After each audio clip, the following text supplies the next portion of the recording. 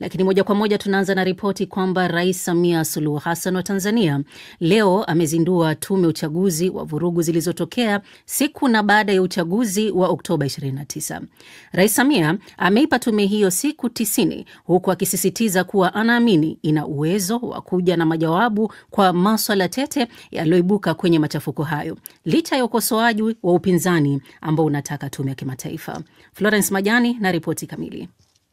Akitumia dakika 10 tu kwenye hotuba yake ya uzinduzi, rais huyo aliyetangazwa kurejea madarakani kwa takribani 98% ya kura, ametaja baadhi ya majukumu ya tume hiyo inayoongozwa na majaji wakuu wastaafu kuwa ni kuangalia sababu iliyoleta kadhia hiyo, kiini cha tatizo na madai ya vijana walioingia barabarani kudai haki. Jambo lile lilipotokea, vijana waliingizwa barabarani kudai haki. Tunataka kujua haki gani ambao vijana hawa wameikosa na kwa umoja wao waliingia barabarani kuidai haki hiyo.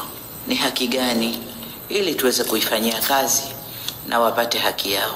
Kadhalika, Rais Samia amesema tume hiyo itaangalia matamshi ya wapinzani na jukumu lake kwenye machafuko hayo yaliyopelekea mauaji na uharibifu mkubwa wa mali.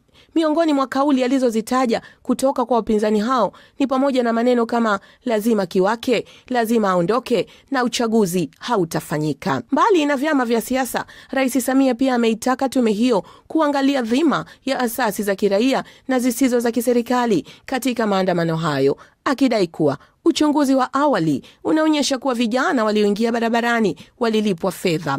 Rais huyo alisema tume hiyo inatakiwa kuchunguza, je, fedha hizo zilitoka wapi? Licha ya ukosoaji wa wapinzani kuhusu muundo wa tume hiyo, ambayo ukiacha majaji wakuu wawili wa zamani, wamo pia mabalozi na wanajeshi wastaafu na aliyekuwa waziri wa ulinzi wakati wa machafuko hayo, Rais Samia amesema yeye ana imani na tume hiyo kutokana na ubora wake. Lakini mimi nina imani sana kwa ubobezi na experience yenu, na imani sana na tume hii, na ni matumaini yangu mapendekezo yatatutoa tusogee mbele. Juzi Novemba 10 alitoa orodha ya wajumbe wa tume hiyo, ambayo hata hivyo ilikosolewa vikali na wadau wa siasa na wanasiasa wakisema si huru.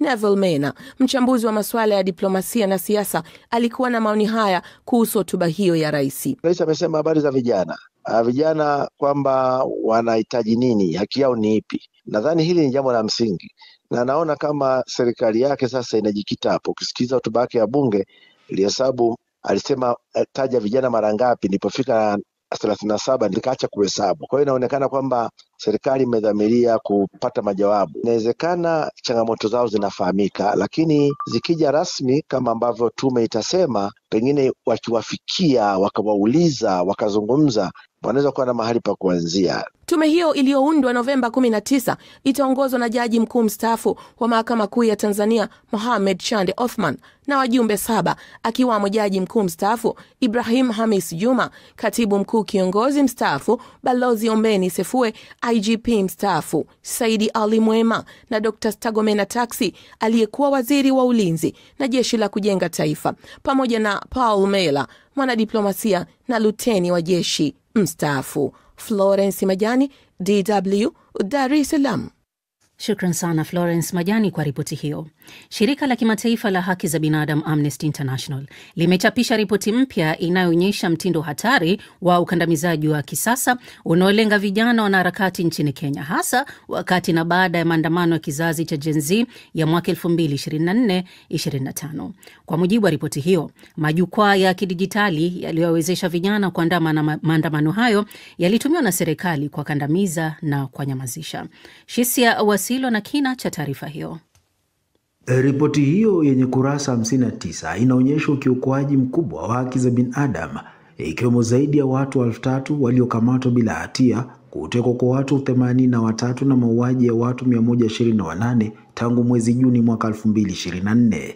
Wengi wa waathiriwa walikuwa wanaharakati waliokuwa wakitumia mitandao ya kijamii kupinga sera za serikali, kufichua ufisadi au kuandaa maandamano ya amani. Amnesty inaeleza kuwa vitisho hivyo vilifanyika kwenye kampeni zilizopangwa za kutoa taarifa potofu na watumiaji mitandao wanaodaiwa kuwa na uhusiano na maafisa wa serikali, ambazo zilitumika kutisha, kuchafua majina na kusambaza maudhui hatari, hasa dhidi ya wanawake na wanaharakati wa mapenzi ya jinsia moja. Victor Dede ni mkuu wa mipango wa shirika la Amnesty. Utafiti wetu pia unadhibitisha kuwa kampeni hizi zinaendeshwa kupitia mitandao inayofadhiliwa na serikali na watu binafsi na mtandao wa watu wanaolipwa kueneza jumbe zinazosifia serikali kwa lengo la kuwafikia Wakenya wengi zaidi kwenye mtandao wa X. Amnesty inaonya kuwa ukandamizaji wa mitandao na wa moja kwa moja umefanya nafasi ya kiraia kuwa finyu na kudhoofisha ushiriki wa kidemokrasia. Mbali na uonevu wa mitandao, ripoti inaonyesha udhaifu mkubwa wa uwajibikaji. Kesi za mauaji, kutoweka kwa watu na mateso hazijafanyiwa uchunguzi wa kina licha ya shinikizo la umma. Ripoti hiyo pia inaonyesha wasiwasi kuhusu matumizi mabaya ya sheria ya uhalifu wa mtandao ambayo imekuwa ikitumika kuwatisha wakosoaji wa mitandao, kama anavyoelezea mkurugenzi mkuu wa Amnesty Hifton Irungu. Uingiliaji wa kamera za ufuatiliaji umefanyika katika wiki moja iliyopita. Tuwe wazi, si tu kwamba tumeingia faragha za watu na kuharibu heshima zao, bali kesi nyingi tulizozijadili zinahusiana na uhalifu mkali.